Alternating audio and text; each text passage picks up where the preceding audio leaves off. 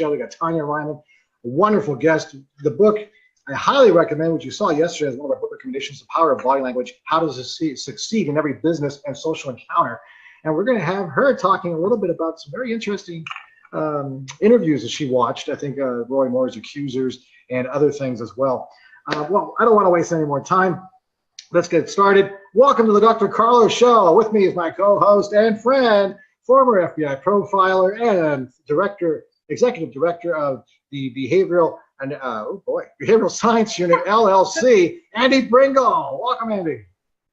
Thank you, Carlos. It's always a pleasure being here. It's a beautiful day here in central New York, if not a little too cold for my bones, but I'm happy to be here nonetheless. And Tonya is a wonderful guest. I think she's going to enlighten us all on how you can better interpret an individual's mindset by looking at the nonverbal cues. Absolutely. And without further ado, the author of The Power of Body Language, the author of The Body Language of Dating, and a host of other books, The Yes Factor, Tonya Reiman. Welcome, Tonya. Hi, guys. I'm really excited. Thank you very much for inviting me on your show. Well, thank you for being here. This is fabulous stuff. Andy, take it away. What you got?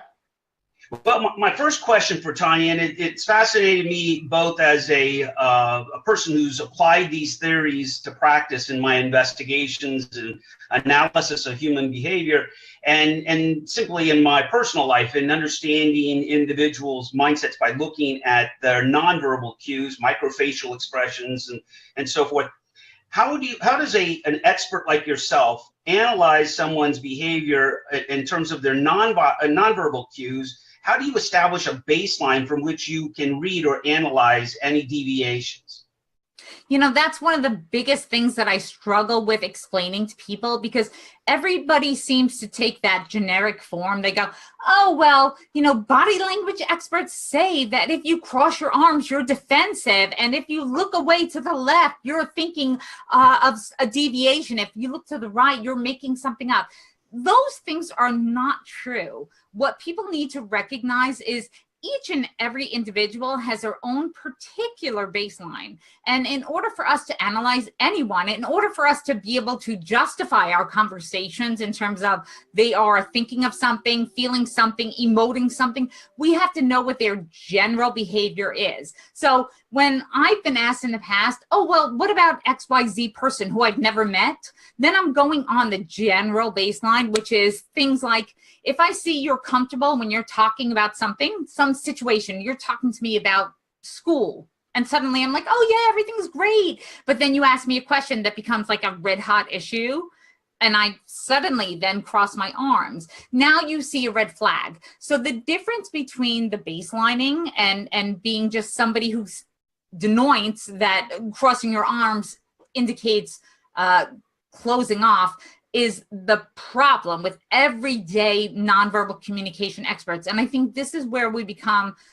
who is the expert, who is a novice, and who just kind of believes what they want to see. So in general, what we need to do is we need to know someone's baseline behavior. And truthfully, you can figure that out in a very short amount of time by talking to somebody and just asking them some basic questions to understand what their regular baseline is. So if you talk to somebody, what you're looking for is their facial expressions. How does their body stay? What is their, especially the upper facial movements, like the eyes and the mouth, you know, and then what do they do with their shoulders? What do they do with their arms, their legs? Where are they pointing? So you're trying to just get a quick snapshot in time in order to figure out what their normal behavior is. And then when things become conversational, if you see some kind of deviation from that normal behavior, that's when you go, oh, wait, that's a hot spot.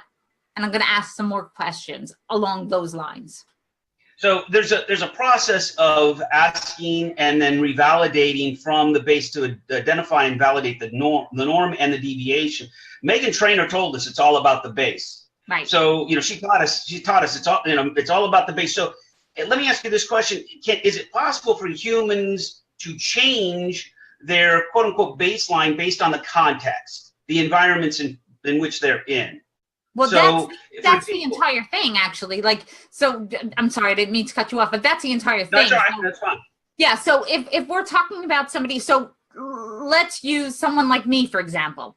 If you're talking to me in general public, right? And I'm like, oh yeah, everything's great, wonderful, life is wonderful. But then you have me in an environment where I'm uncomfortable.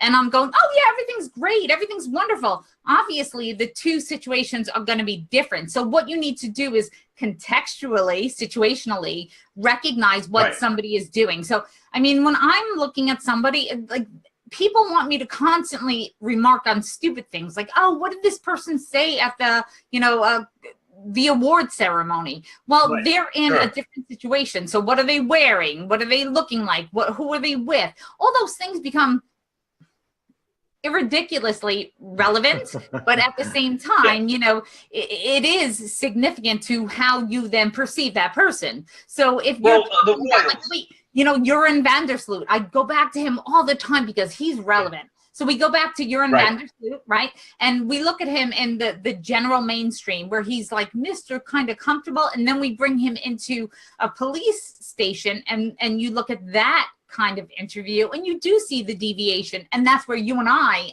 think, can agree the significant points come across. So you have to realize now it's a hot spot because you're being interviewed by police. So of course the demeanor changes, your behavior changes. You have to recognize that context and kind of try to take out the fear and the potential for what's being asked, yet recognize when there's a red flag. So there's so in your case, you like to talk with your hands. I see a lot of hand movement. So if all of a sudden those become calm and quiet, that's a deviation from your normal baseline.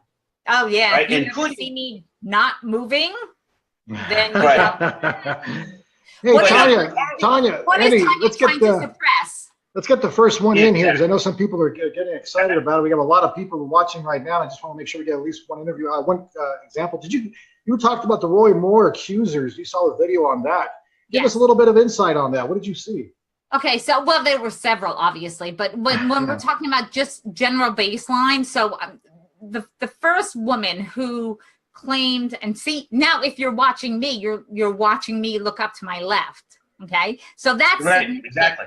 Yes, right. Did you catch that, Andy? You see me looking up to my left? Okay, because that's me remembering that woman. And when she spoke, here is what took me.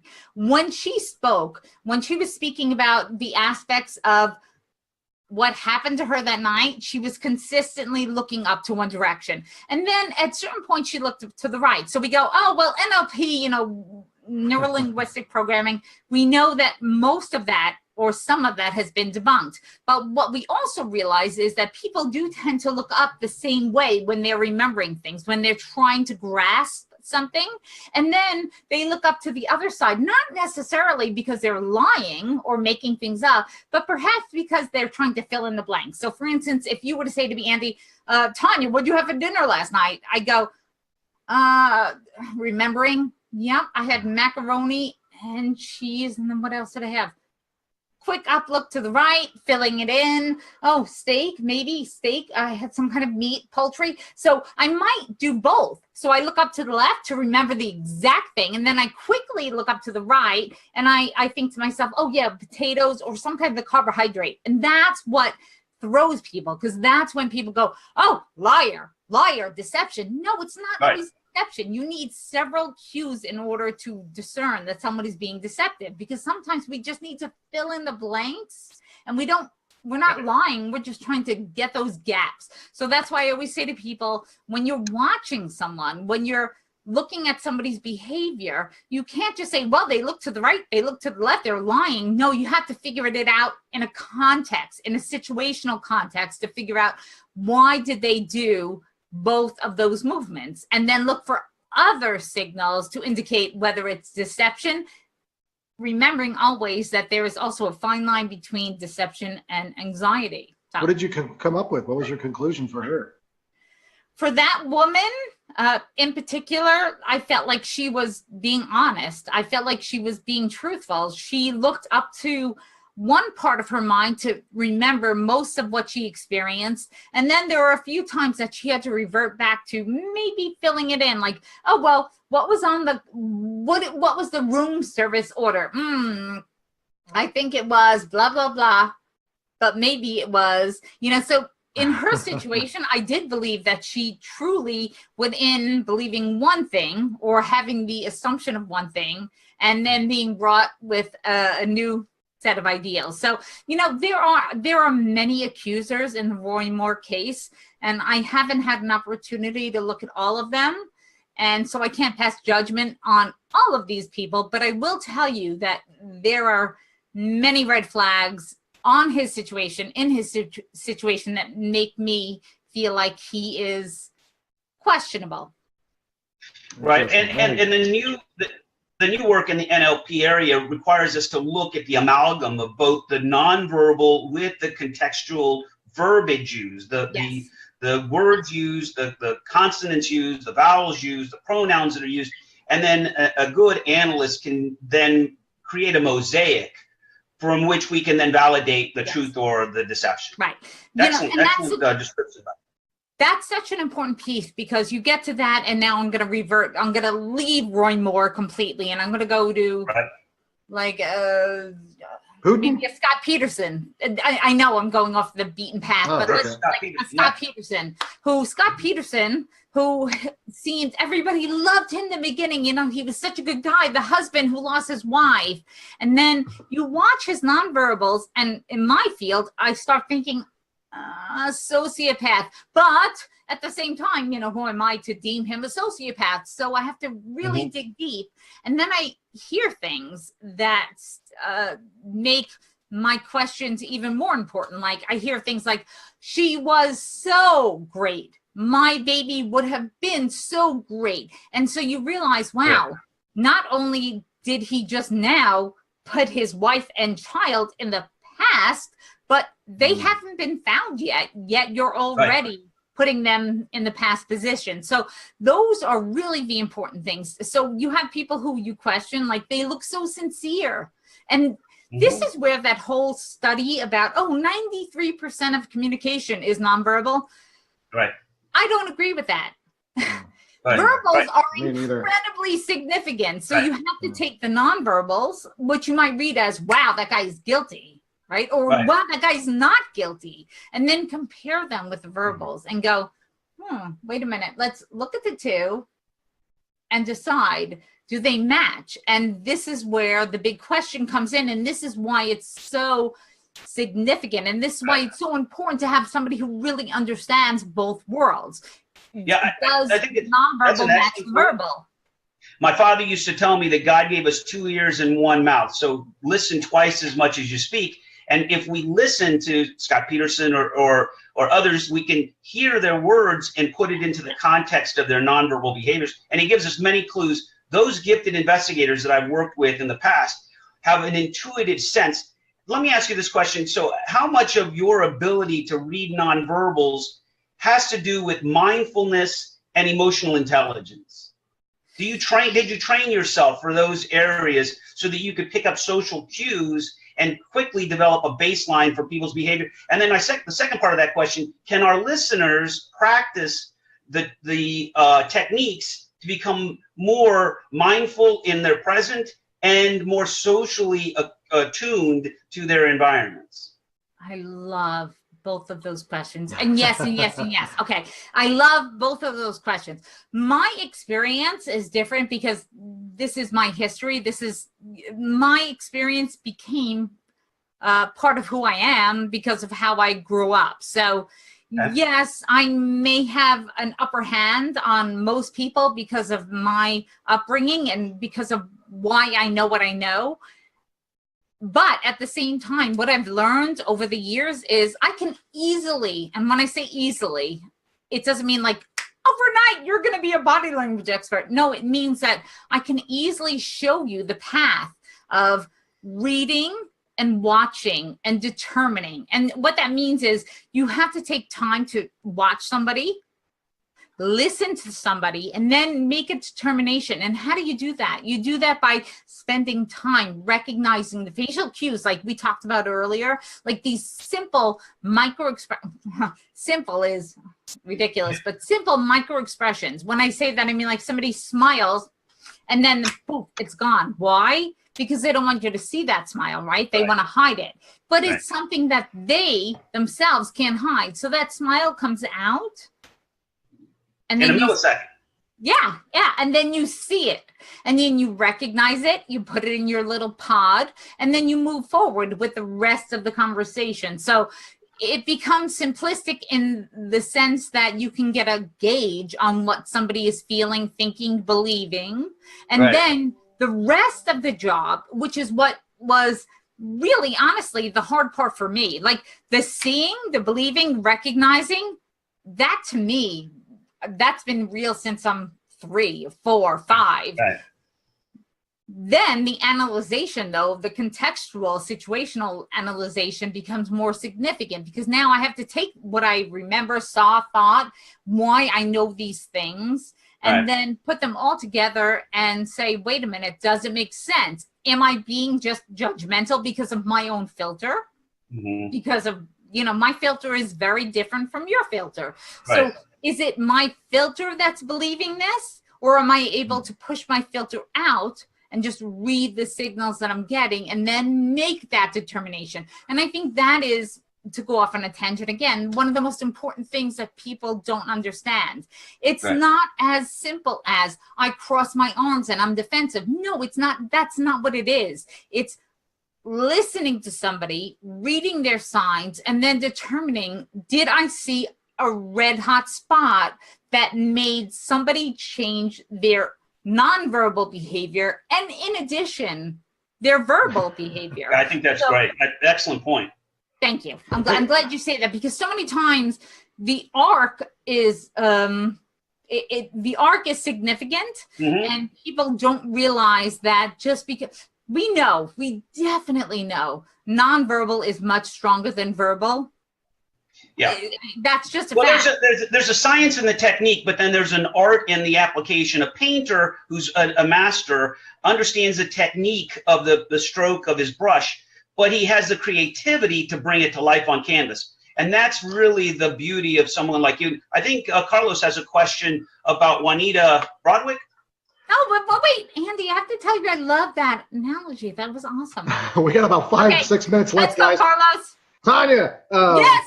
First, everybody, this is Tonya Reiman. Body Language is her book. You can get it on Amazon.com. Hi there. Second, we have a question from our audience. 2 questions. But first one, Juanita Broadricks. Anything you saw there, or Kathleen Willie? I know she's been out in the media a lot. Any insight there? We have about 5 or 6 minutes, Tonya. I wish we could have you all day. Yeah. Well, I'm always around, but yes. So here is me. Look, right? Putting my hands through my hair. Oh, the stress, the anxiety. Juanita Broadricks, she was somebody who was kind of shoved off. She was somebody who was blown off because they had that ability at that time. But if you look at her now and if you watch her, damn it, it's real. Juanita Broadricks, her signals are significant, and I think people need to realize that what we see today as sexual harassment maybe has been going on a little longer than we'd like to appreciate. And all those people who were Clinton supporters, and rightly so, maybe, you know, he was a great president for some, terrible for others. Juanita Broadricks had some really key, questionable pursuits. And when I watched her, I thought, this woman is being honest in a lot of ways. So I definitely feel like her story needs to be revisited. And I think that for those of us who were Clinton fans, Clinton believers, and that we thought he could maybe make a difference, and that he was so charismatic, maybe the charismatic part of him also led to the people who got hurt by his charisma. Yeah, so I think Juanita needs a second glance. I think it's a fascinating analysis, and I think that there probably will be a second review of a number of these cases. Yeah. It seems that we're inundated by allegations of sexual harassment, sexual misconduct. If I were a profiler and I were looking at commonalities to establish a baseline, the most obvious one is they seem to be white male, predominantly white male. In fact, I haven't seen a black male being accused in the public eye. And so we have to be careful, and I don't want that to be a segue into our next guest. No, I agree with you though. I get that. The interesting aspect of that is, if you watched all the Bill Clinton testifying and going into, even with Monica Lewinsky, I remember one of the poignant parts where he was like, the question was, if Monica Lewinsky said that you used a cigar to sexually infiltrate her, would you be okay? Would you say yes to that? And this face of astonishment. I did not have sex with that woman. But it wasn't even that. The interesting, yes, I agree. But the poignant moment was the cigar. If she said you did this with the cigar, and I remember this look of fear, literally it was like this. Sure. How did you know? It was horror, and then realization, and then Carlos, you hit it. How did you know? So that kind of thing. Now moving back to Juanita Broadrick and watching those tapes, initially, before I saw, watched, or heard anything about her, she was writing a book. And I love the title of the book. You better put some ice on that. I love the title of that book. I loved it. I thought, my God, that's powerful. If that's real, bam, that's powerful. We're trying to get her onto the show, so that'd be great. You know what? I'd love to be there if you get her onto the show. Because that was one of the, you don't come up with that. That's a phrase that somebody either came up with it or it was real. But her story seemed, unfortunately for a president, it seemed real. And that was disappointing to me because, we always want to put presidents up on that higher tier. We got 1 minute, Andy. Boy, I tell you, I wish we could have her longer. That'd be a heck of a show. Juanita Broadricks with Tonya Reiman on. Bring me back. It'd be very interesting. Fascinating show indeed. Tonya, tell us a little bit about your website. Where can we go to find more information about you? Okay, it's all about Tonya time. All right, so time. Yes, what do? I am obviously on TV all the time, and Carlos has graciously allowed me to be on his show. Yes, I do media all the time. I speak all the time. I do corporation conversation lectures. I have 3 books, 4 on the way, but either way, I'm just happy to be part of whatever implications and questionable comments people can make, and be the person to say yay or nay. And actually, right now, I just feel like I want to come back and be with Carlos and Andy, and throw things out there that might be relevant and significant, and talk about the yays and the nays. So, Carlos, Andy, both very much, because we just we touched the tip of the iceberg, both with your so don't say tip, because when you say tip, all I think about is Clinton. Don't say tip. There you go. You might have given away just a little bit about your mindset. Sorry. No, that's right. Andy, we got to get out of here. Tonya Reiman, everybody. I'm telling you right now, Tonya, Reiman. Thank you so much, Tonya. Thank you.